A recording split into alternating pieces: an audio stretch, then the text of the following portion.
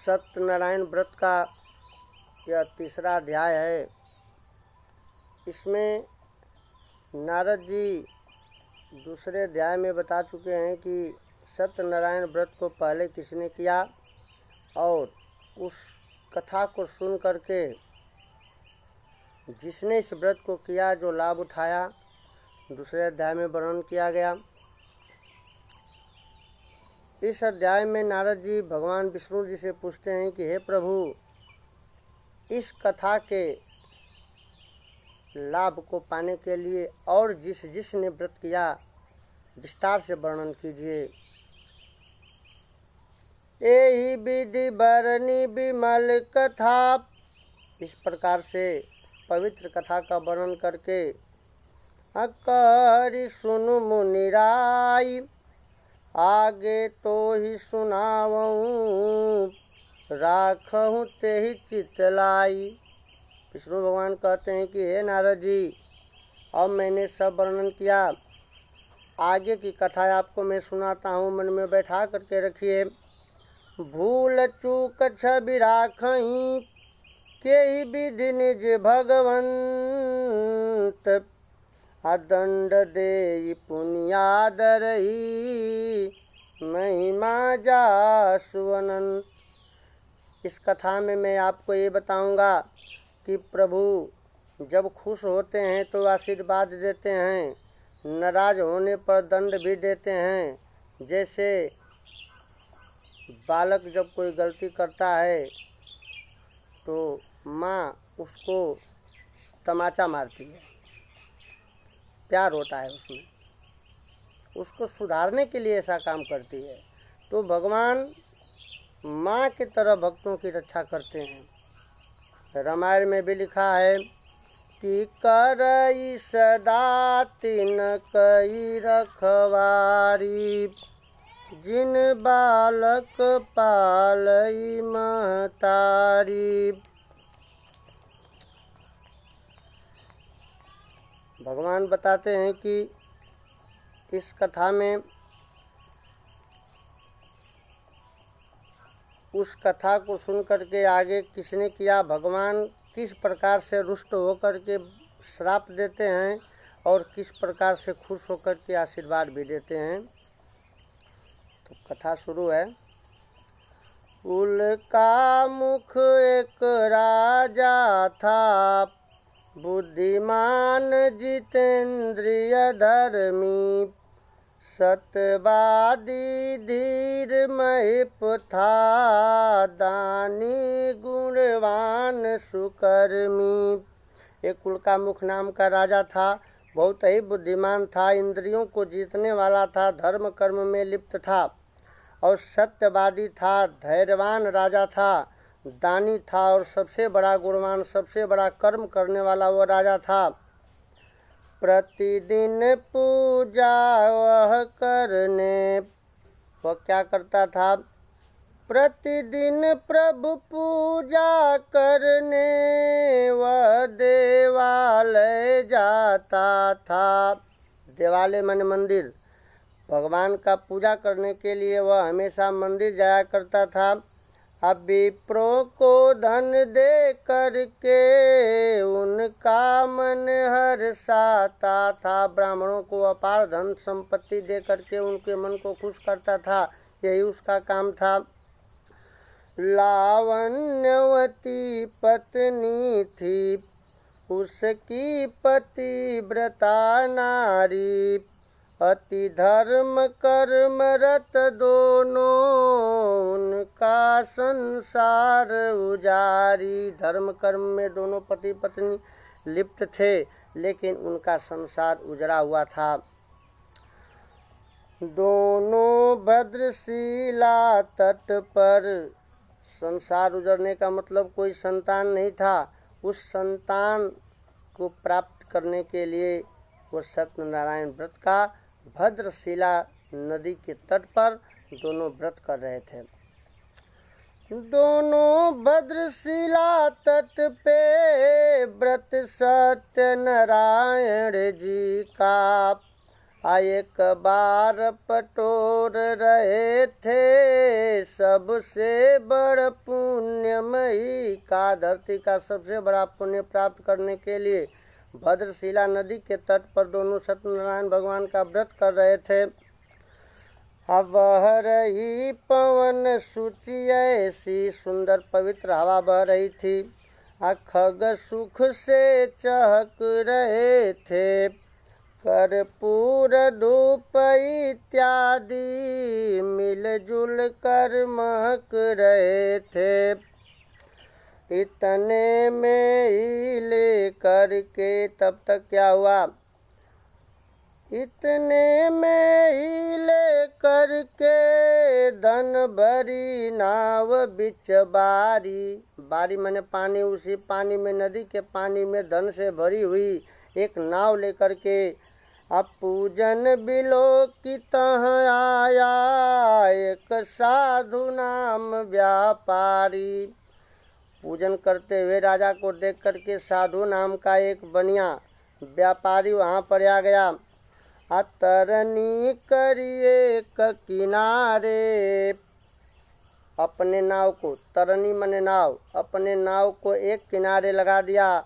अब बनी अभिलाषा का गोला, इच्छाओं का गोला बन गया, मतलब उसके मन में इच्छाएं पनप रही थी कि आखिर ये हो क्या रहा है।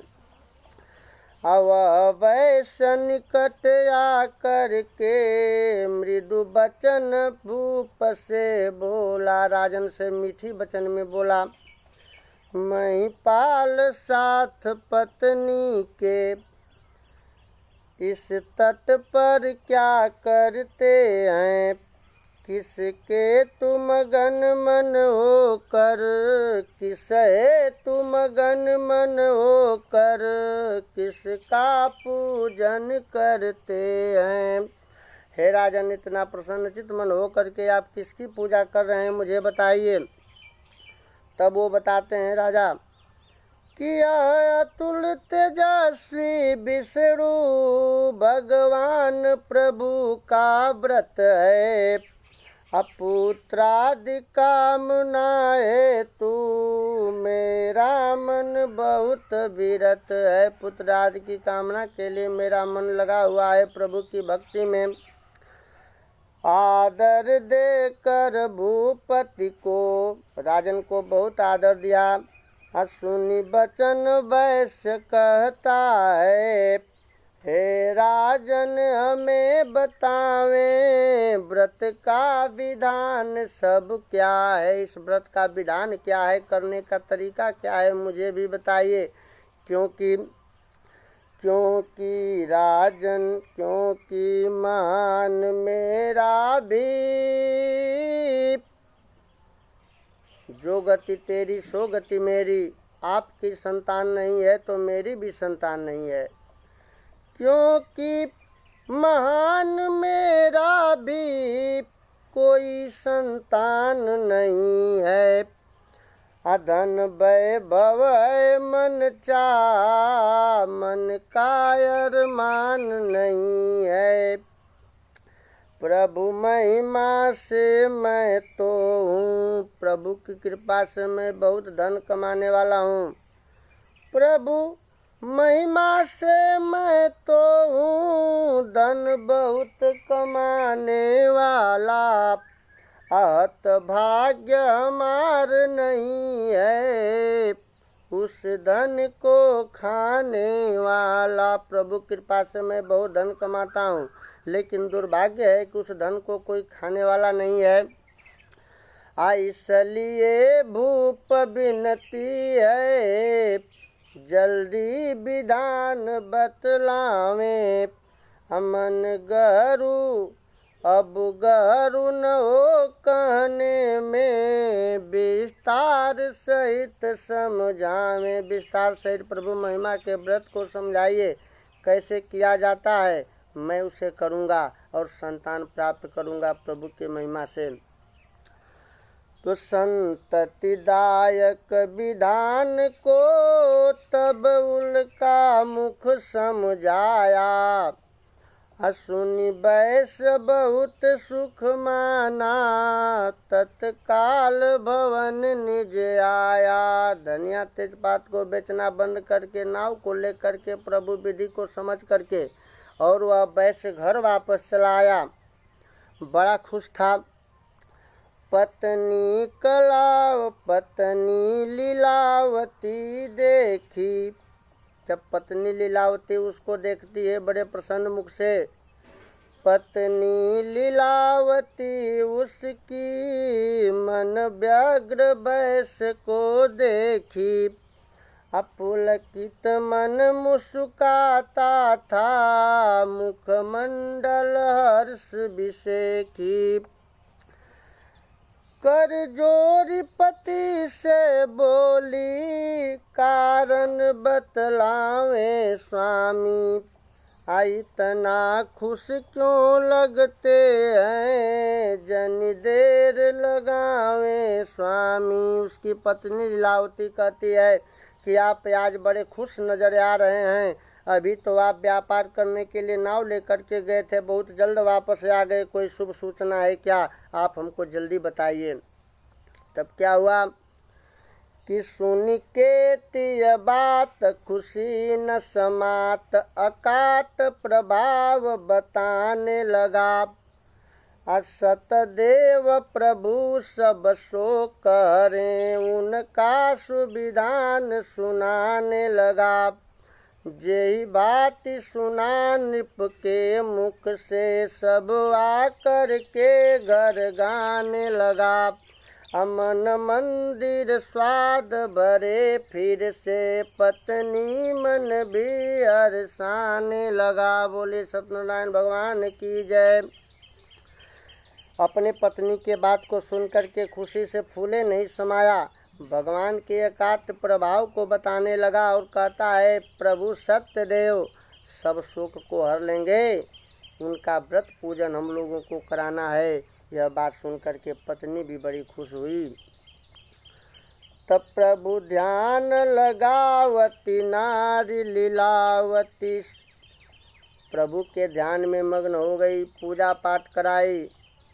प्रभु ध्यान लगावती नारी लीलावती, यों कछु काल बिताई गई। कुछ समय बीत गया, पूजा पाठ किए दोनों।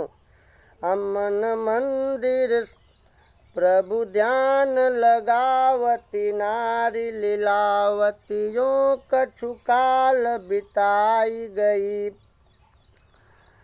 सतनाथ कृपा बल पाई करी, प्रभु की कृपा बरस गई।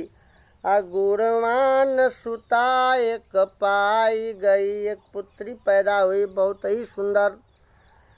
विश्वास के आस अगाध फरे, विश्वास की आशा फल दे दी, विश्वास की आशा ने फल दिया।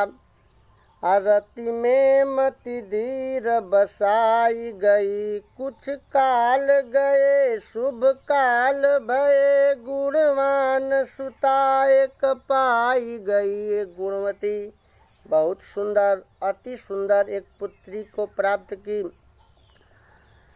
तजेहि नाम कलावती राखी लीलावती, प्रेम प्रयोदिय गाती नहीं। उसका नाम कलावती रखी, उस पुत्री का नाम कलावती रखा गया। प्रेम के समुद्र में अगाती नहीं थी गोता लगाते हुए।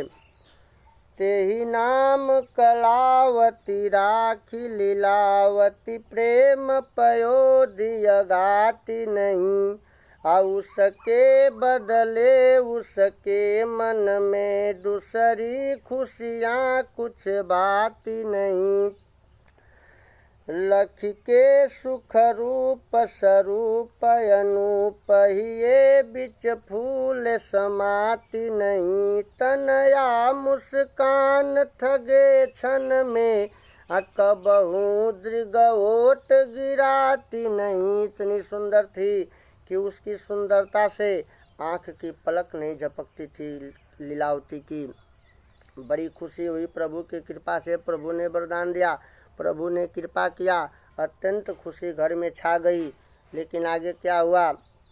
कि प्रभु प्रताप सब दुख गए। प्रभु के प्रताप से सारे दुख समाप्त हो गए। अब प्रकट भये सुख मूल। विषम काल भगवान बल भया सकल निर्मूल। जितने विषम काल थे, दुख के समय थे, बिना जड़ के हो गए, खुशी ही खुशी परिवार में आ गई। लेकिन कहा जाता है कि आदमी को जब सुख आता है तो प्रभु को नहीं भूलना चाहिए। सुख में सुमिरन सब करे, दुख में सुमिरन सब करे, असुख में करे न कोई। जो सुख में सुमिरन करे त दुख काहे को। दुख में तो स्मरण सब लोग करते हैं, लेकिन सुख में कोई नहीं करता। और जब सुख आता है, प्रभु को भूल जाते हैं लोग, तो फिर दुख आना निश्चित हो जाता है। एक दिन लीलावती बोली, आगे की कथा। एक दिन लीलावती बोली, सुख मद में झूल गए हैं। आज जिस व्रत से सब पाए हैं, उस व्रत को भूल गए हैं। कहती है कि पति, जिस व्रत से आप सब कुछ सुख पा गए, खुशियाँ पा गए, आप उस व्रत को क्यों भूल गए हैं। गुणवान सुता अस पाकर, मन मोद बहुत भरता है। अब प्रभु पूजन बेग करा दे, उसमें विलम्ब अब क्या है। प्रभु का पूजन करा दीजिए, अब उसमें देर नहीं करना चाहिए। क्योंकि धन दान कृपा से थाई, संतान स्वप्न बापूरा। कहिए सब कुछ पाने में, अब भी क्या बचा अधूरा। हम लोगों को धन वैभव तो पहले से बड़ा था, संतान स्वप्न भी पूरा हो गया, अब पाने में कुछ अधूरा नहीं रह गया है। इसलिए जिनके पूजन करने से हरदम अकाल डरते हैं, उनके अमोघ पूजन में अब क्यों विलम्ब करते हैं। जल्दी पूजन करा दीजिए, अब तो कुछ कमी नहीं रह गई। अब पति देव ध्यान करने का कुछ समय नहीं होता है।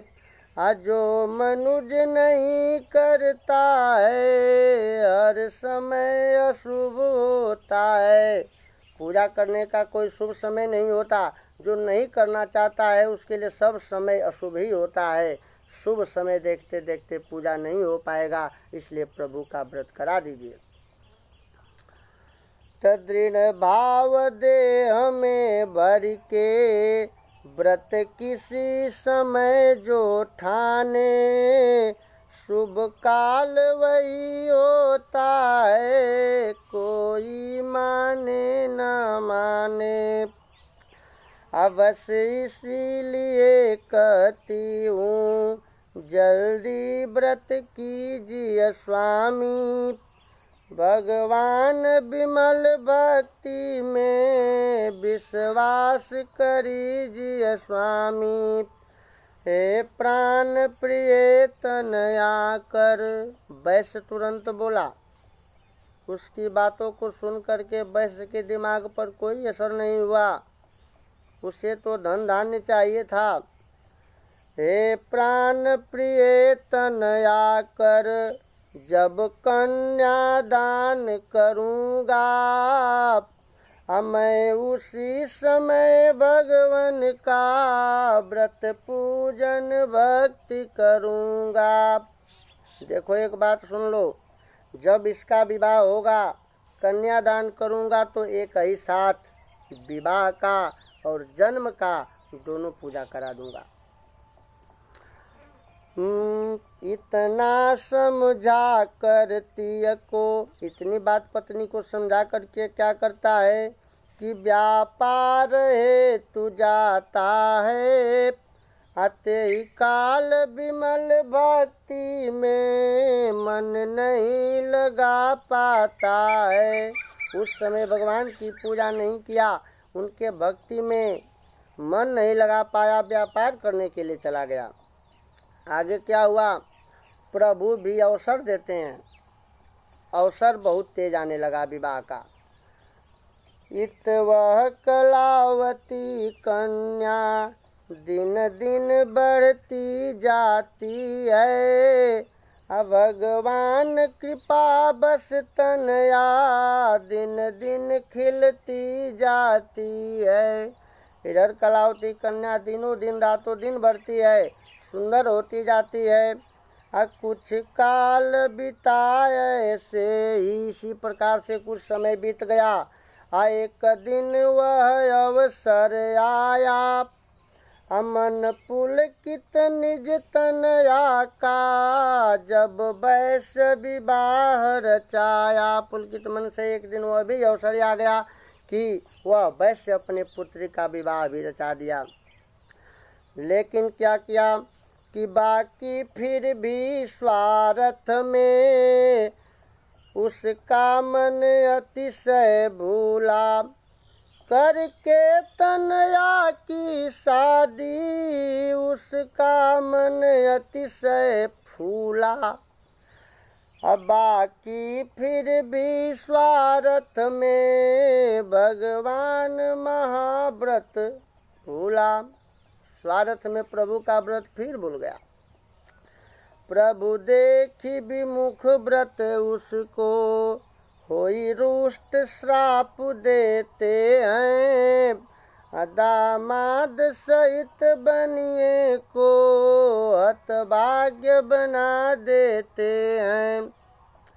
भगवान रुष्ट हो गए और दामाद सहित बनिए को भाग्य विहीन बना दिए। जाओ, कहीं जाओगे तुम्हारी भाग्य नहीं दिखाई देगी।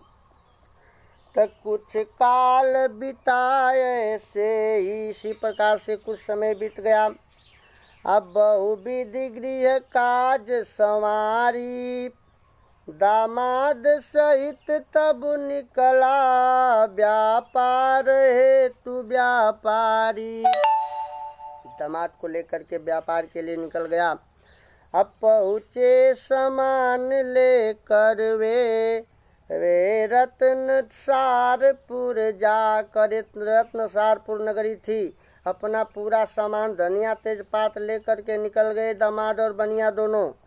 अब रोजगार आरंभा, उसी गांव में अपना सामान लगा करके रोजगार आरंभ कर दिए, धनिया तेजपात बेचने लगे। नगरी में ठाम बना कर, जगह बना करके अपना काम चालू कर दिए। वह चंद्र केतु राजा की संपन्न बड़ी नगरी थी। राजा था बड़ा प्रतापी, धन बल की कमी नहीं थी। बहुत प्रतापी राजा था।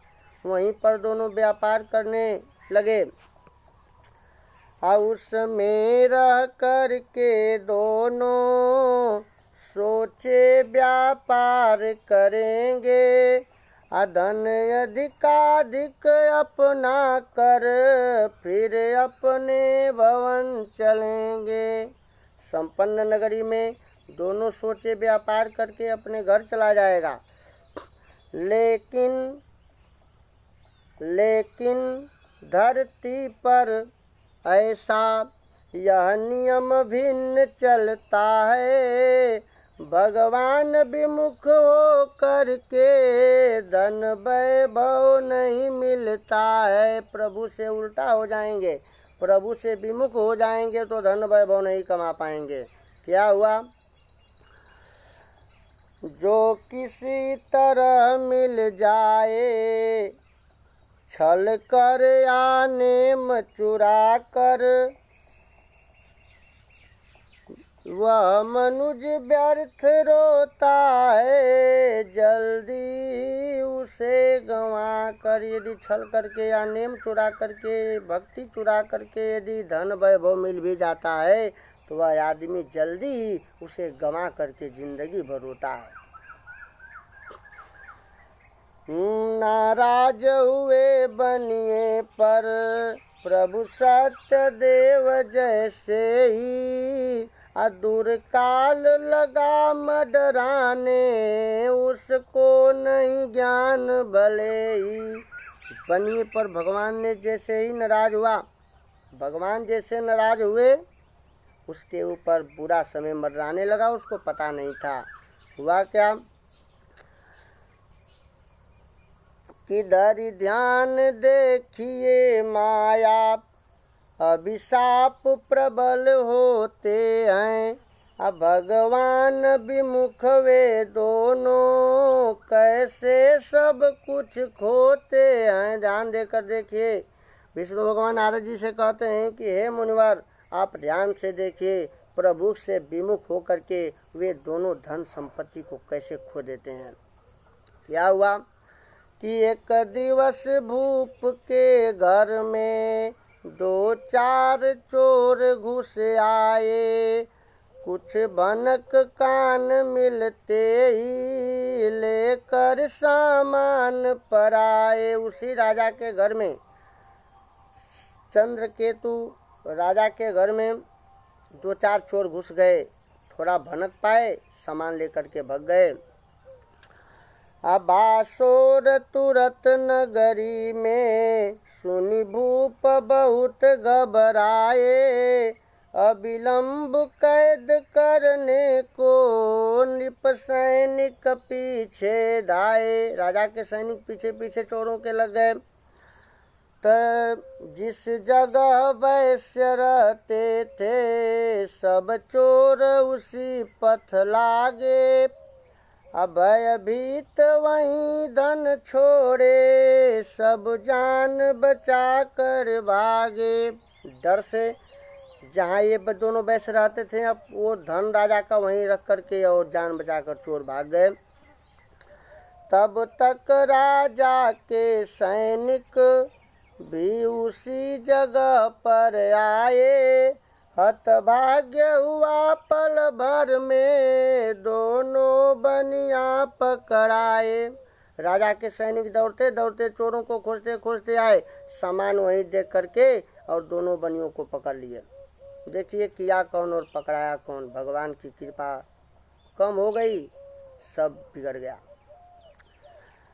हतभाग्य हुआ पल भर में दोनों बनिया पकड़ाए, हरि माया बलवान बात सुनऊ अब देव ऋषि, सोई अब करऊँ बखान शुभ दिन भयऊ अकाल जिमी। विष्णु भगवान नारद जी से कहते हैं कि हे नारद जी, भगवान की महिमा बड़ी बलवती होती है, ध्यान से सुनिए। और मैं आपको ये बताऊंगा उन बनियों का शुभ दिन अकाल कैसे बन गया, अच्छे समय बुरे समय में कैसे बदल रहे हैं। दोनों बनिया पकड़ लिए जाते हैं। आगे की कथा अगले दिन।